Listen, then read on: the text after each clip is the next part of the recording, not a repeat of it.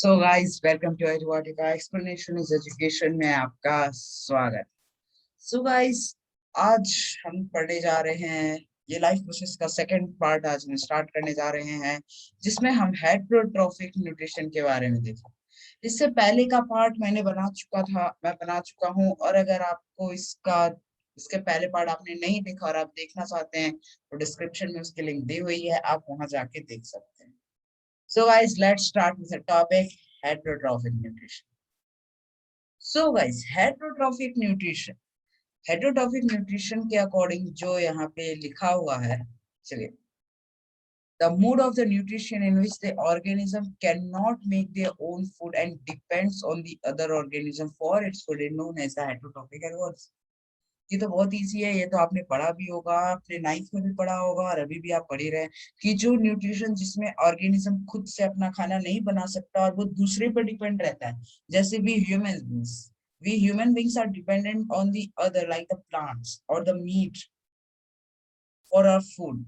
वैसे ही बहुत सारे एनिमल जैसे आप यहाँ देख पा रहे होंगे, लायन लायन का पिक्चर है, जिराफ है, उसी प्रकार आई विल से ऑलमोस्ट सारे ऐसे ही होते हैं। अब देखिए हेटेरोट्रॉप्स यानी ये जो करते हैं, जैसे हम ह्यूमन जो है उसे खाते हैं, जैसे हम प्लांट्स पे डिपेंड है और मीट और फ्लैश पे, तो हम उन पे डिपेंड है, तो फिर जो हम यानी ह्यूमन जो डिपेंड रहते हैं उन पे, उन्हें हेटेरोट्रॉप्स कहा जाता है।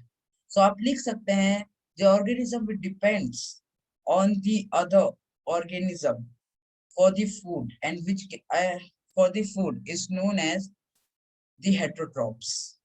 ठीक है, और न्यूट्रिशन, जब मोड ऑफ न्यूट्रिशन, जब न्यूट्रिशन की बात आएगी, न्यूट्रिशन क्या होता है, हेटेरोट्रॉफिक मिले तो आप न्यूट्रिशन ऐड कर दीजिएगा, बस सिंपल। सो गाइस, अगर आप मेरे चैनल पे नए हैं तो आप सब्सक्राइब कर दीजिएगा जरूर, और अगर आपको इस चैप्टर का हैंड रिटन नोट्स चाहिए तो आप नीचे दी गए डिस्क्रिप्शन बॉक्स में टेलीग्राम चैनल का लिंक है, आप वहां ज्वाइन कर सकते हैं। आप बस एक बार कमेंट कर दीजिएगा कि मैं ज्वाइन कर लिया हूँ। आपको जिस भी चैप्टर का नोट चाहिएगा, एसएसटी और साइंस का, मैं आपको अवेलेबल कर दूंगा वहां पे हैंड रिटन नोट्स। चलिए हम आगे बढ़ते हैं। देखिए, अब हेटेरोट्रॉफिक न्यूट्रिशन भी ना टोटल 3 टाइप में डिवाइड है, ऐसे हम यहाँ पे देख रहे होंगे। तो heterotrophic heterotrophic nutrition heterotrophic nutrition यहाँ पे हमें दिख रहा है कि वो टोटल 3 टाइप में डिवाइडेड है। एक हो गया आपका पैरासिटिक, एक हो गया सैप्रोफाइटिक और एक हो गया हेलोजिक। आप इसको अलग भी कर सकते हैं, जैसा एक पैरासिटिक होता है, सैप्रोफाइटिक, होलोजिक। ठीक है, अब इस तीनों पैरासिटिक, सैप्रोफाइटिक, होलोजिक, अब देखिए भाई ये होते क्या है, इसके हम एग्जांपल्स देख लेते हैं, आगे आएंगे इसमें डिस्कस किए हैं। हाँ ठीक है, तो पैरासिटिक के एग्जांपल आप देख लीजिए यहाँ पे, केस्क्यूटा एक तरह का प्लांट होता है। ठीक है, मशरूम, आप तो जानते ही हैं, फंगाई, ह्यूमंस, अरे भाई खुद देख रहे हो वीडियो, पूछ रहे हो ह्यूमंस क्या है, ऐसा थोड़ी होता है। ठीक है, ये पैरासिटिक के एग्जांपल्स है केस्क्यूटा, से और भी एग्जांपल्स है, वो चलिए अब हम नेक्स्ट स्लाइड में चेक करते हैं। देखिए, जो टाइप्स ऑफ हेटेरोट्रॉफिक न्यूट्रिशन जो होते हैं वो टोटल 3 टाइप, मैंने आपको पहले भी बताया, सेप्रोट्रॉफिक, पैरासिटिक एंड होलोजिक। अब ये सेप्रोट्रॉफिक लिखिए या सेप्रोफाइटिक लिखिए, आपके ऊपर है। अब देखिए सेप्रोट्रॉफिक न्यूट्रिशन क्या होता है, हम देखिए सेप्रोट्रॉफिक न्यूट्रिशन होता है an organism obtain its food from the decaying organic matter of the dead plants, animals और द रोटन, यानी वो सारे ऑर्गेनिज्म जो डीके हो रहे होते हैं, प्लांट हो रहा हो या एनिमल हो रहा हो या फिर ब्रेड हो रहा हो, वो उसको फीड करते हैं, उसे कहते हैं सेप्रोट्रॉफिक न्यूट्रिशन। पैरासिटिक न्यूट्रिशन वो न्यूट्रिशन होते हैं जो होस्ट से अपना बॉडी को ले लेते हैं, मतलब वो उसके ऊपर, होस्ट के ऊपर ही रहते हैं और होस्ट का जो न्यूट्रिशन है वो न्यूट्रिशन अपने लेते हैं, लेकिन वो होस्ट को किल नहीं करते, लेकिन नुकसान बहुत अंदर ही अंदर पहुंचाते हैं। जैसे आपने कैस्क्यूटा देखा था, कैस्क्यूटा एक तरह का प्लांट है जो दूसरे प्लांट्स के ऊपर रैप हो जाता है, और जो न्यूट्रिशन ले रहा है प्लांट्स, वो उसके न्यूट्रिशन को लेने लगता है। उसी प्रकार हमारे अंदर जो है, हमारे खुद के बॉडी में राउंड वॉर्म्स और प्लाज्मोडियम राउंड वॉर्म्स होते हैं।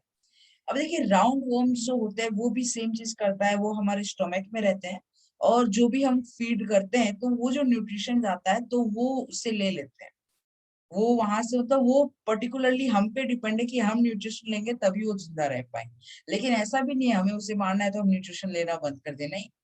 अगर हमें करना है तो उसके लिए स्पेसिफिक दवाई आती है, तो आप वो जाके लीजिए, ठीक है। और हाँ, आपको वो लेते रहना चाहिए, नहीं तो फिर अगर ब्राउन वूम्स बढ़ गए तब आप ही को दिक्कत आएगी, फिर लेते रहना। तो चलिए अब हम लास्ट पार्ट होलोजोइक न्यूट्रिशन के बारे में बात कर लेते हैं, जिस जो हेटरोट्रोफिक का ही पार्ट। होलोजोइक न्यूट्रिशन में ये होता है, organism takes the complex organic food material into the body by the process of the ingestion process से लेते हैं। ये प्रोसेस मैं आपको आगे बताने आ रहा हूँ, जब हम अमीबा के बारे में बात करेंगे, फिर ह्यूमन बींग्स के न्यूट्रिशन के बारे में, तब मैं आपको बताऊंगा। देखिए, the ingested food is digested and then the absorbed by the body cells of the organism। अच्छा, देखिए होलोजोइक न्यूट्रिशन जो है थोड़ा कॉम्प्लेक्स होता है ये। इसमें होता ये है कि कोई भी ऑर्गेनिज्म जो है कॉम्प्लेक्स मटेरियल को फीड करा है, जैसे हम कार्बोहाइड्रेट्स, फैट्स, प्रोटीन्स, इतने सारी चीजें को हम फीड कर लेते हैं, ठीक है, हम फीड करते हैं। अब होता क्या है, हम जो फीड कर रहे हैं तो हम इंजेक्शन कर रहे हैं। इंजेक्शन मतलब क्या होता है, intaking of anything, intaking of the food, ठीक है। तो हम इंजेक्ट कर रहे हैं फूड को अपने बॉडी। अब वो माउथ के होते हुए विंड पाइप और इसोफेगस से हमारे जो है स्टोमक में एंट्री करता है।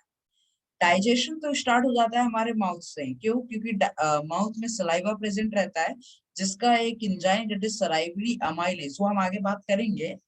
तो वो जो है हमारे फूड को डाइजेस्ट करना स्टार्ट कर देता है। डाइजेशन हमारा माउथ से ही स्टार्ट हो जाता है। हाँ, तो फिर वो जब इसोफेगस यानी फूड पाइप भी आप जिसे बोलते हैं, वो जब जाता है स्टोमक में, तो स्टोमक में वो कम से कम 3 to 4 आवर्स रहता है, फिर वहां पे डाइजेस्ट अच्छे से होता है। उसके बाद वहां पे से बहुत सारे वो होते हैं, रिलीज किए जाते हैं, पेनक्रियाटिक जूस, पेनक्रियाटिक अमाइलेज, उधर से बाइल जूस, बाइल सॉल्ट्स। वो उसके बारे में हम डिटेल्ड में आगे डिस्कस करेंगे, आप ओवरव्यू ले लीजिए। वो किए जाते हैं, तब वो जो है कुछ एंजाइम्स कुछ वो रिलीज करते हैं। वो रिलीज करते हैं ड्यूडेनम। ड्यूडेनम जो है जिसे हम वो स्मॉल इंटेस्टाइन कहते हैं, small intestine, duodenum. Small intestine total कुछ पार्ट्स में है, 3-4 पार्ट्स में, वो आप आगे पढ़ने वाले हैं। तो उसका एक पार्ट ड्यूडेनम है, तो वो ड्यूडेनम में सारा रिलीज करते हैं, क्योंकि फूड फिर वहीं पर से आता रहता है ना। तो फिर वो जब वहां पे जाता है तो हमारे फूड जब जाता है तो फिर वो कॉम्प्लेक्स से और कम सिंपलर में टूट जाता है। और हमारे स्मॉल इंटेस्टाइन में सबसे ज्यादा फूड एब्जॉर्प्शन हमारे स्मॉल इंटेस्टाइन में होता है।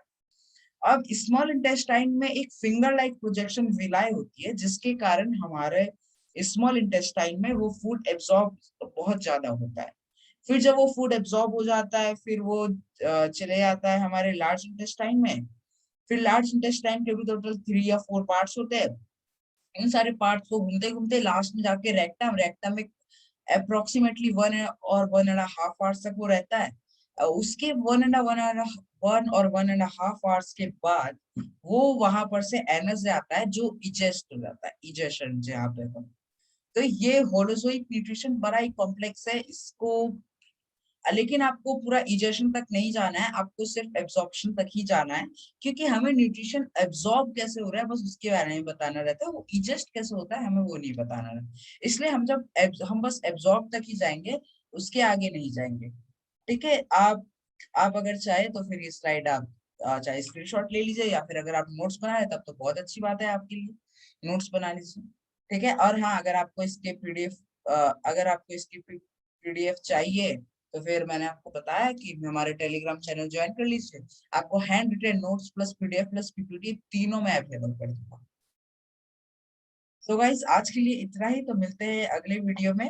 अगले वीडियो में हम अमीबा के ऊपर पढ़ने जा रहे हैं, तो अगर आप चाहें तो अमीबा आप पहले ही पढ़ सकते हैं। फिर आपके लिए एक तरह से रिवीजन भी हो जाएगा, और फिर आपको मजा भी आएगा, और मैं कुछ न्यू टर्म्स बताऊंगा, आपको वो भी समझ आ जाएगा। सो गाइस, अगर आपको वीडियो अच्छी लगी तो लाइक कर दीजिएगा, सब्सक्राइब कर दीजिएगा, और बेल आइकन जरूर दबा दीजिएगा, ताकि आपके पास लेटेस्ट नोटिफिकेशन पहुंचते जाए। सो गाइस, आज के लिए इतना ही, तो बाय, मिलते हैं अगली सेशन में।